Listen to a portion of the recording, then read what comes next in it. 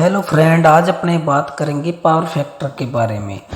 जो अपने power factor होते हैं वो तीन प्रकार के होते हैं, जिनके अंदर अपने वास्तविक शक्ति है, प्रतिघाती शक्ति है और आभासी शक्ति है, उसको प्रदर्शित किया जाता है।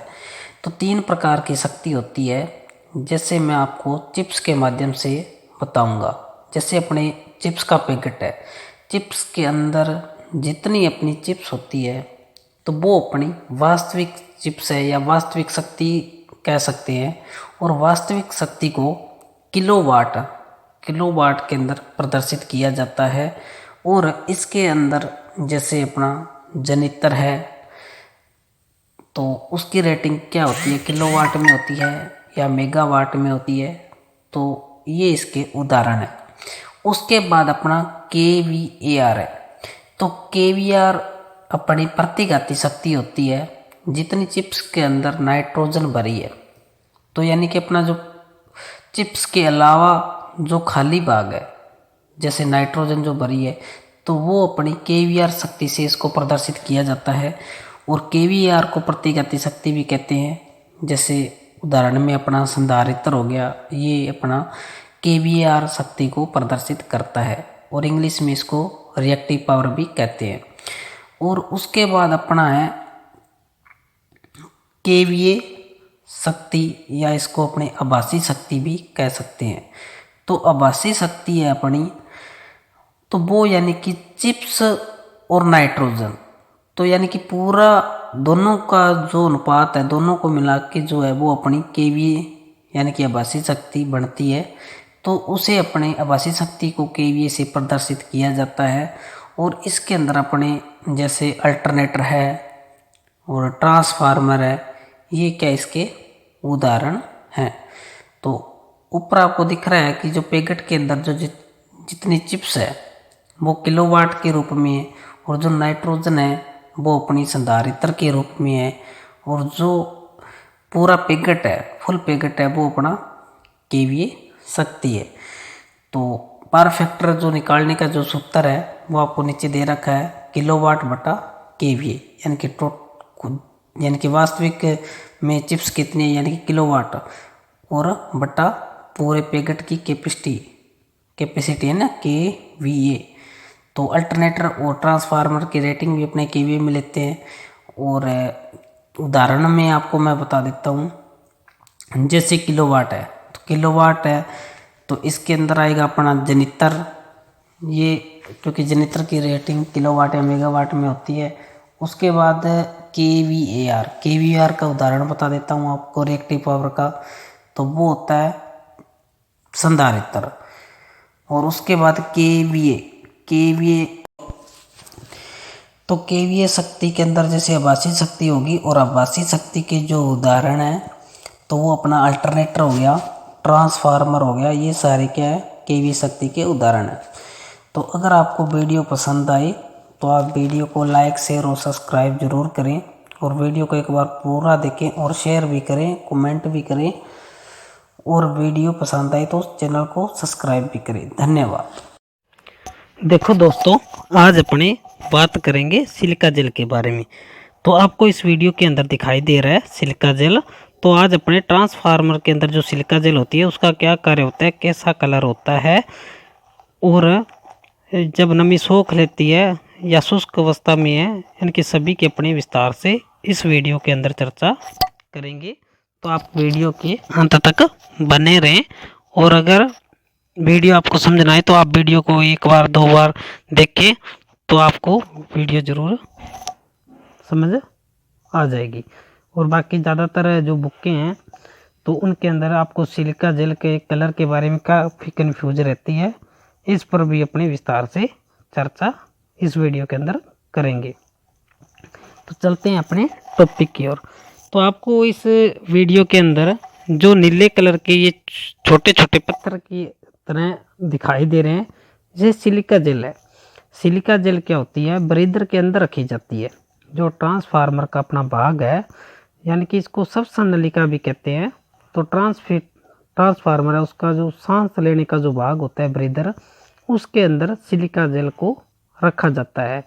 जबकि ब्रीदर को अपने नहीं कह सकते कि नमी सोखता है, ब्रीदर को तो ये सबसे नलिका कहते हैं सिर्फ, जबकि ब्रीदर के अंदर सिलिका जेल को रखा जाता है, जो क्या करता है, जो ट्रांसफार्मर जब ओवरलोड पर कार्य करता है तो उसकी वाइंडिंग के टेम्परेचर के कारण, उसकी वाइंडिंग के अंदर जो तापमान होता है तो उसकी में मतलब टेम्परेचर के कारण क्या हो जाता है, हीट पैदा होती है।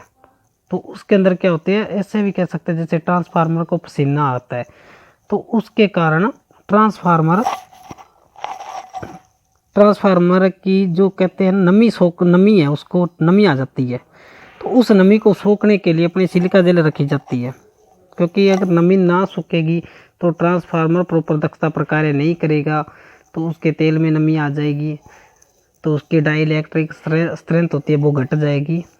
तो ये काफ़ी चीज़ें होती है, इसीलिए क्या है उसके ब्रीदर के अंदर सिलिका जेल को रखा जाता है। सिलिका जेल का जो कलर होता है, तो आपको पीछे देखा ही आपने कि सिलिका जेल का जो शुद्ध अवस्था में जो कलर होता है वो नीला होता है, और जब ये नमी सोख लेती है तब इस डायग्राम के अंदर आपने दिखाई दे रहे हैं ये गुलाबी कलर की हो जाती है। तो शुद्ध अवस्था में सिलिका जेल का कलर क्या होता है, नीला होता है, और जब ये नमी सोख लेती है तब इसका कलर हल्का गुलाबी आपको दिखाई दे रहा है, हल्का गुलाबी हो जाता है, और कई बुकों में आपने देखा होगा सफ़ेद भी हो जाता है। तो इस डायग्राम में देख लो, जो हाथ के अंदर लिए गए हैं छोटे छोटे पत्थर, इनका कलर क्या है, हल्का गुलाबी या सफ़ेद है। तो ये इसने नमी सोख रखी है, तो इसे दोबारा क्या करते हैं, अपने निकाल के धूप में सुखा देते हैं, फिर इसका कलर वापस क्या हो जाता है, नीला हो जाता है। इसका यूज अपने दोबारा ले सकते हैं। तो कभी भी आपको पूछ ले कि क्या सिलिका जेल का यूज दोबारा कर सकते हैं, तो हाँ कर सकते हैं। उसको धूप में या ओवन से नमी, उसकी नमी है मतलब उसको ख़त्म करके, जैसे इस ट्रांसफार्मर के अंदर सिलिका जेल को भरा हुआ है, तो सिलिका जेल का कलर आपको दिखाई दे रहा है नीले कलर का है। तो अगर आप ध्यान से देखो तीर का निशान लगा हुआ है, तो इसमें सिलिका जेल भरा हुआ है जो नीले कलर का है।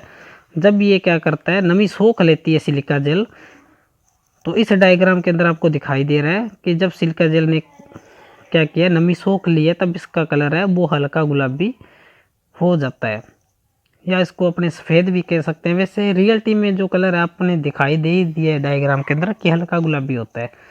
तो अगर ऑप्शन ना हो फिर आप सफ़ेद कर सकते हो। वैसे शुद्ध अवस्था में या नमी रहित अवस्था है तो सिलिका जेल का कलर नीला ही होता है। जब यह नमी सोख लेती है तब इसका कलर हल्का गुलाबी होता है या सफ़ेद हो जाता है। तो ये मैंने दोनों इकट्ठे करके आपको दिखा दिए हैं। शुद्ध अवस्था में कलर नीला होता है, और जब ये नमी सोख लेती है तब हल्का गुलाबी या सफ़ेद कह सकते हैं। तो आपने ध्यान रखना है विशेष करके शुद्ध अवस्था में नीला और नमी सोखने के बाद हल्का गुलाबी हो जाता है। अगर ऑप्शन में हल्का गुलाबी ना मिले फिर सफ़ेद करना है। तो आपको कन्फ्यूजिंग होने वाली बात नहीं है, 100% यही बात सही है। तो आप चाहे ज़्यादा ध्यान से देखना तो सिलिका जेल चाहिए यूज करके देख लेना। और बाकी आज में क्या है, हरे कलर की भी आने लगी सिलिका जेल है जो हरे कलर के रूप में भी आने लगी, और जब ये नमी सोख लेती है तो धीरे धीरे क्या काले कलर की हो जाती है। तो आजकल क्या ग्रीन कलर की भी सिलिका जेल आती है जो नमी सोखने पर धीरे धीरे काली हो जाती है। तो इसीलिए शुद्ध पहले यही है जो नीले कलर की और नमी सोखने के बाद हल्के गुलाबी कलर की हो जाती है। रियल में ये दो ही कलर होते हैं। तो याद रखना, काफ़ी इंपॉर्टेंट टॉपिक है, इसमें कन्फ्यूजिंग आपको नहीं होना है। काफ़ी बार पेपर में बार बार पूछा ही जाता है, चाहे पुराने पेपर आप उठा के देख सकते हो, तो उनके अंदर काफ़ी बार ये क्वेश्चन आया हुआ है। तो आप विशेष करके डायग्राम से इसको याद कर सकते हो। उम्मीद करता हूँ आपको वीडियो पसंद आई होगी। इसी प्रकार इलेक्ट्रिशियन थ्योरी से संबंधित डेली 5-10 मिनट की शॉर्ट वीडियो आपको इस चैनल पर मिल जाएगी।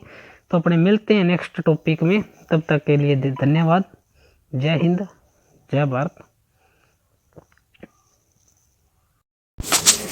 देखो दोस्तों, आज अपने बात करेंगे कुछ इलेक्ट्रिकल सर्किट के बारे में। तो आप वीडियो को पूरा देखें, वीडियो के अंत तक बने रहें। तो मैं आपको विस्तार से इस वीडियो के अंदर आपको इस इलेक्ट्रिकल सर्किट, इन्वर्टर, रेक्टिफायर के बारे में बताऊंगा। तो देखो, ये अपना पहला सर्किट है। तो इसके अंदर एक इन्वर्टर है जो डीसी को एसी में बदलने का कार्य करता है। डीसी धारा को जो एसी धारा में बदलता है उसको इन्वर्टर कहते हैं, और जो एसी को डीसी में बदलता है उसको रेक्टिफायर कहते हैं। वैसे तो क्या है, रेक्टिफायर है वो डायोड के माध्यम से भी क्या है एसी को डीसी में बदला जा सकता है। उसको रेक्टिफायर भी कहा जाता है, हिंदी में उसको दिष्टकारी भी बोलते हैं। तो ये सारे के सारे हैं जो क्या करते हैं, एसी को डीसी में बदलने का कार्य करते हैं।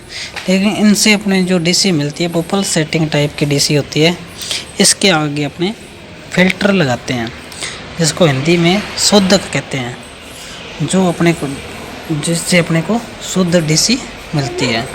या शुद्ध एसी लेनी है तो शुद्ध एसी मिल जाएगी, यानी कि फ़िल्टर लगाएंगे। और फिल्टर है वो अपने को जो पल्स सेटिंग है उसको क्या है शुद्ध में कन्वर्ट करने का काम करता है। तो आपको ध्यान रखना है, जो डीसी को एसी में बदलता है वो इन्वर्टर होता है, और कन्वर्टर क्या होता है, कन्वर्टर होता है वो एसी को डीसी में बदलता है। तो कुछ में 3-4 चीज़ें जो मेन है। जो डीसी को एसी में बदलता है वो इन्वर्टर होता है, जो एसी को डीसी में बदलता है वो कन्वर्टर होता है, जो एसी को डीसी में बदले वो रेक्टिफायर होता है, और डायोड भी होता है। रेक्टिफायर भी उसको कहते हैं, उसको अर्ध रेक्टिफायर भी कहा जा सकता है। तो उसके अंदर half wave rectifier, full wave rectifier, ये सारे रेक्टिफायर के कुछ प्रकार होते हैं जो एसी को डीसी में बदलने का कार्य करते हैं। उसके बाद एक होता है चॉपर। चॉपर का काम क्या होता है, डीसी को डीसी में बदलना।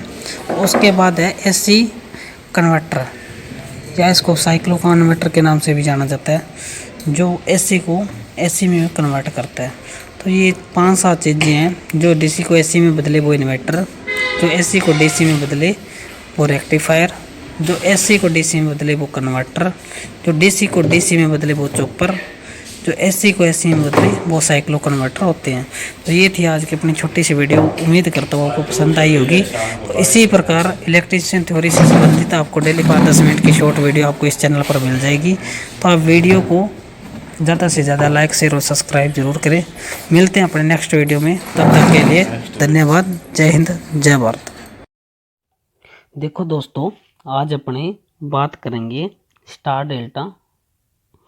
डेल्टा कनेक्शन के बारे में। तो 3 फेज मोटर के ये कनेक्शन है, जिसमें अपने स्टार और डेल्टा के जो कनेक्शन होते हैं वो किस प्रकार किए जाते हैं, तो अपने आज की वीडियो में विस्तार से चर्चा करेंगे। तो आप वीडियो के अंत तक बने रहिए। तो चलते हैं अपने टॉपिक की ओर। देखो, पहले है स्टार कनेक्शन। स्टार को अपने तारा संयोजन के नाम से भी जाना जाता है, और इसको सीरीज कनेक्शन के नाम से भी जाना जाता है। तो जो स्टार कनेक्शन है, इस संयोजन के अंदर प्रारंभिक और अंतिम सिरे को एक साथ जोड़ा जाता है, यानी कि स्टार्टिंग और अंतिम पॉइंट को एक साथ जोड़ा जाता है। इस डायग्राम के अंदर आपको दिखाई दे रहा होगा। और स्टार संयोजन को वाई या टी संयोजन के नाम से भी जाना जाता है। स्टार संयोजन है, जो स्टार कनेक्शन है, इसे अपने वाई या टी संयोजन के नाम से भी इसको जाना जाता है। और स्टार कनेक्शन होते हैं, इसके अंदर अपना धारा का मान समान रहता है। जो स्टार कनेक्शन है, इसके अंदर धारा का मान समान रहता है। और इसके अंदर जो 3 फेज आपको दिखाई दे रहे हैं, रेड, येलो और ब्लू, RYB, तो इन तीनों फेजों की जो शक्ति होती है उसका योग भी क्या होता है, बराबर होता है। तो और कुल शक्ति इसमें ज्ञात करने का जो फॉर्मूला है 3 इंटू प्रत्येक फेज की शक्ति से ज्ञात किया जाता है। और इसके अंदर जो दिखाई दे रहे हैं आपको RYB 3 फेज है, ये एक दूसरे से 120 डिग्री की दूरी पर होते हैं। और इसमें जो लाइन वोल्टेज और फेज वोल्टेज है वो एक दूसरे से 30 डिग्री लीड करती है। और इसके अंदर अगर एक फेज ओपन हो जाता है स्टार के अंदर, स्टार में एक फेज ओपन हो जाता है तो शक्ति 50% हो जाती है। और इस फेज के अंदर जो स्टार है, इसके अंदर क्या होता है, अपना न्यूट्रल पॉइंट होता है। तो इसको पता ही है कि अपने न्यूट्रल बनाना नहीं पड़ता, तीनों पॉइंट के अंतिम या स्टार्टिंग के जो सिरे वहाँ से अपने न्यूट्रल पॉइंट निकाल सकते हैं। और इसके जो टर्मिनल होते हैं वो आपको दिखाई दे रहा है कि U1 और V1 और W1 और W2 U2 और V2। तो यानी कि टू वाले को क्या हुआ है, सीरीज में एक दूसरे से जोड़ा हुआ है और बाकी तीनों से क्या हुआ है, सप्लाई ली हुई है।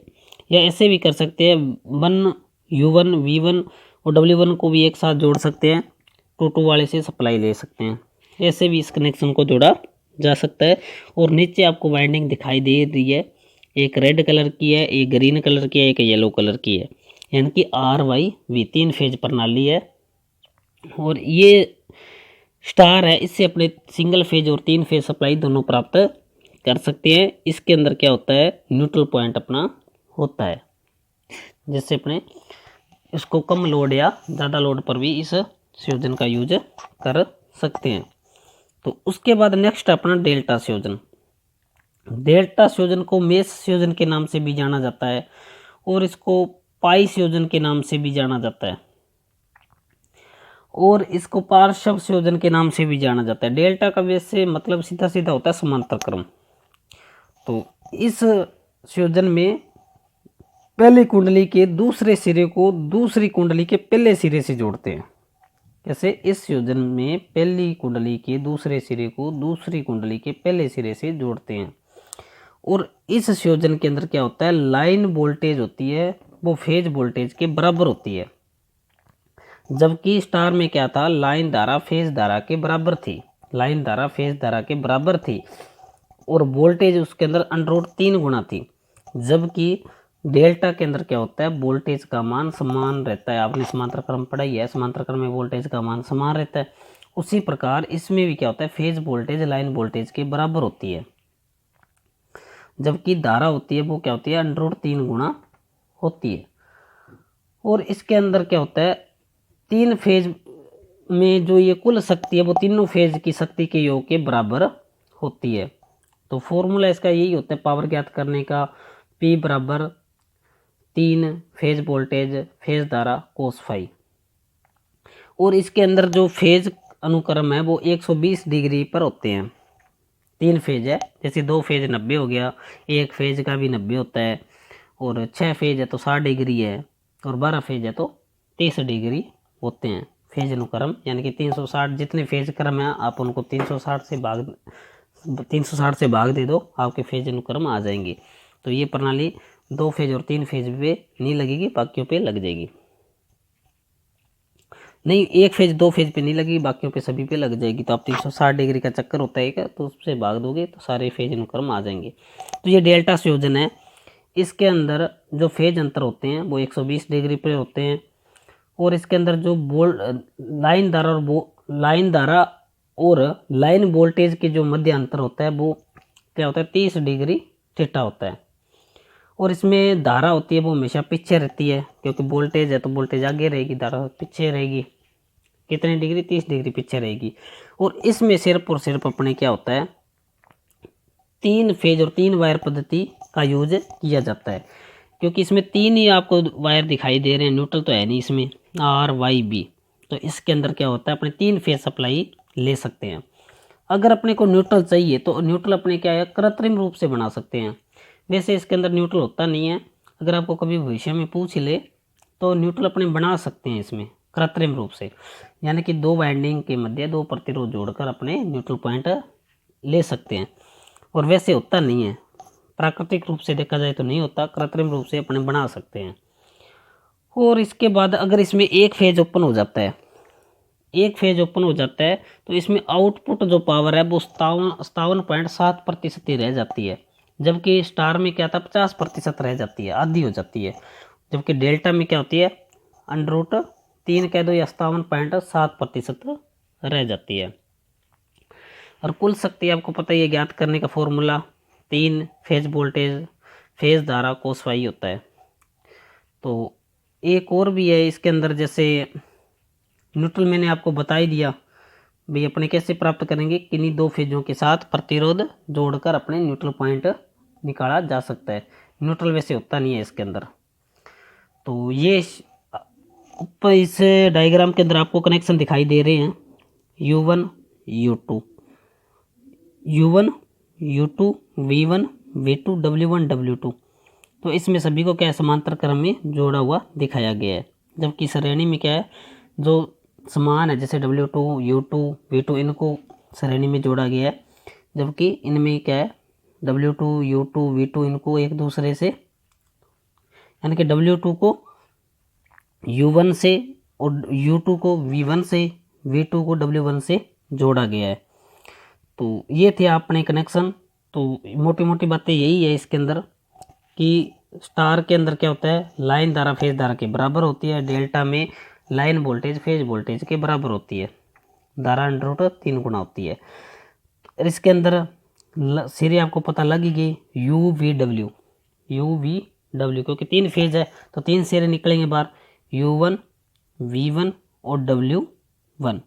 उसके आगे W2 U2 V2, यानी कि टोटल 6 सीरीज होगी। वैसे देखा जाए तो 3 तो क्या होते हैं अपने शॉर्ट हो जाते हैं, तो 3 अपने बाहर निकल गए। तो मेन बातें आपको दिखाई दे रही है। टर्मिनल बॉक्स आपको दिखाई गई है, ये क्रॉस का सिंबल लगा हुआ है रेड कलर, यहाँ पे से टर्मिनल क्या बाहर निकलते हैं। और डेल्टा को अपने ज़्यादा लोड पे यूज किया जाता है भाई, जहाँ अपने को औद्योगिक क्षेत्र है या 3 फेज सप्लाई चाहिए तो वहाँ पे इसका यूज किया जाता है।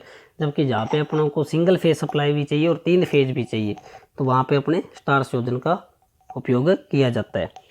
और डेल्टा के अंदर हानियाँ कम होती है और स्टार में हानियाँ ज़्यादा रहती है। और बढ़िया प्रणाली भी इन दोनों में से डेल्टा प्रणाली है, क्योंकि इसमें वोल्टेज का मान एक समान रहता है। तो उम्मीद करता हूँ आपको वीडियो पसंद आई होगी। इसी प्रकार इलेक्ट्रिशियन थ्योरी से संबंधित डेली 5-10 मिनट की शॉर्ट वीडियो आपको इस चैनल पर मिल जाएगी। तो आप वीडियो को ज़्यादा से ज़्यादा लाइक शेयर और सब्सक्राइब जरूर करें। मिलते हैं अपने नेक्स्ट टॉपिक पर, तब तक के लिए धन्यवाद। जय हिंद, जय भारत।